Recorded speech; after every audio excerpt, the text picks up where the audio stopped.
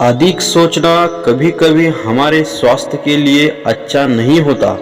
सोच दो तरीके की होती है, एक तो पॉजिटिव थिंकिंग और दूसरी निगेटिव थिंकिंग। जब भी व्यक्ति पॉजिटिव थिंकिंग करता है तो उसे आनंद आता है, अच्छा लगता है, लेकिन जब मन में निगेटिव विचार आने लगते हैं तो दिमाग पर बुरा असर होना शुरू हो जाता है। व्यक्ति हीन भावना का शिकार बनने लगता है।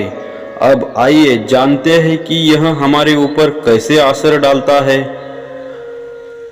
अधिक सोचने वाले तो लोग दो कैटेगरी के होते हैं, जो ज़्यादा सोचते हैं और तनाव लेते हैं।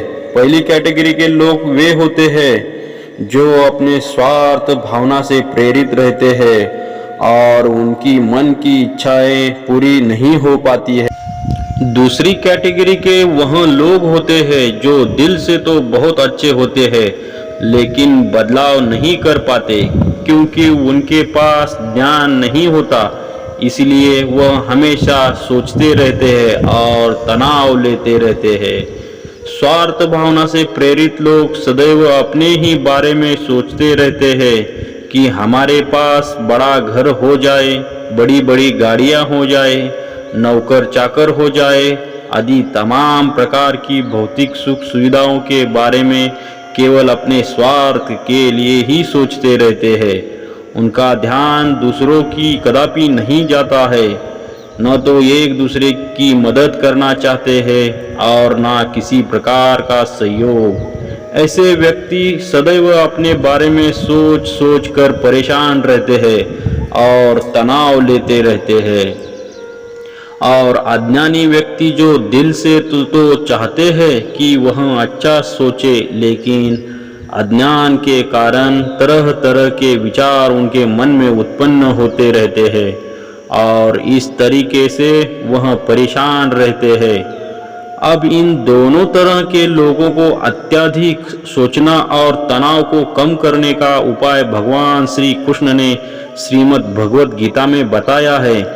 भगवान श्री कृष्ण कहते हैं कि जैसे असंख्य नदियां समुद्र में प्रवेश करती रहती है लेकिन समुद्र पर कोई फर्क नहीं पड़ता, ठीक इसी तरह से मन में उठने वाले विचारों और इच्छाओं के प्रवाह से जो व्यक्ति जरा सा भी विचलित नहीं होता उसको शांति मिलती है और अधिक तनाव और सोचने की समस्या से वह मुक्त हो जाता है। लेकिन अपनी इच्छाओं को पूर्ति करने वाला नहीं, क्योंकि वह तो बहुत बड़ी लोभी होता है। लोभी व्यक्ति कभी शांति प्राप्त नहीं कर सकता। जो व्यक्ति हमेशा निस्वार्थ भाव से रहता है और अहंकार नहीं करता है और जिसने अपनी समस्त इंद्रियों की तृप्ति की इच्छाओं का परित्याग कर दिया है, वही वास्तविक शांति प्राप्त कर सकता है।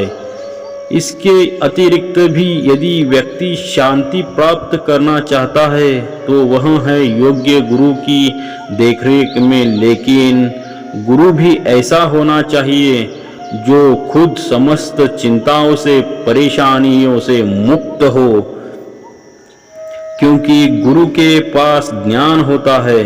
उसकी कृपा मात्र से व्यक्ति का समस्त प्रकार का संशय मिट जाता है और उसके मन में उठने वाली अटापटक शांत हो जाती है।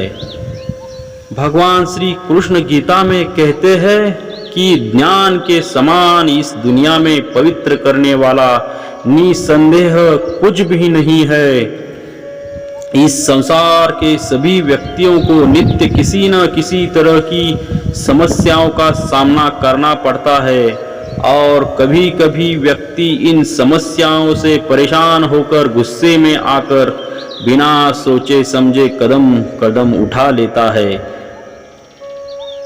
जिसका परिणाम यह होता है कि वह खुद को तो संकट में डालता ही है, साथ में अपने परिवार को भी संकट में डाल देता है।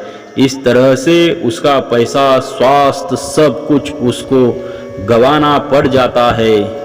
जीवन में कोई भी कदम उठाए जाए तो हमेशा सोच समझ के साथ उठाया जाए।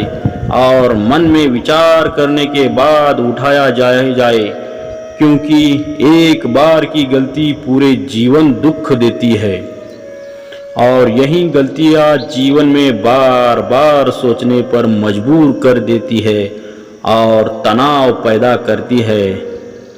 बिना ज्ञान के जीवन में अंधकार ही अंधकार है। जीवन की समस्त समस्याओं का उपाय और निदान केवल ज्ञान के द्वारा ही संभव है।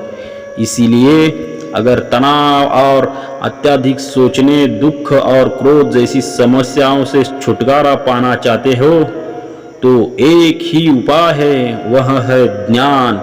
केवल ज्ञान के द्वारा ही जीवन की समस्त समस्याओं का समाधान मिल जाता है। अब प्रश्न उठता है कि जब ज्ञान हमारे लिए इतना उपयोगी है तो हम ज्ञान को प्राप्त कैसे करें? ज्ञान की प्राप्ति का मार्ग सद्ग्रंथों के अध्ययन से, सत्संग से, सद्गुरु से प्राप्त किया जा सकता है। ज्ञान हमारे जीवन में भरे हुए अंधकार को दूर करता है और जीवन को प्रकाशित कर देता है। यदि रोग का सही से उपचार न हो तो रोग रोगी को बार बार परेशान करता है। अत्यधिक तनाव लेना और अधिक सोचने की आदत को खत्म करने के लिए एक ही उपचार है और वह है ज्ञान, सिर्फ ज्ञान। जय श्री कृष्णा।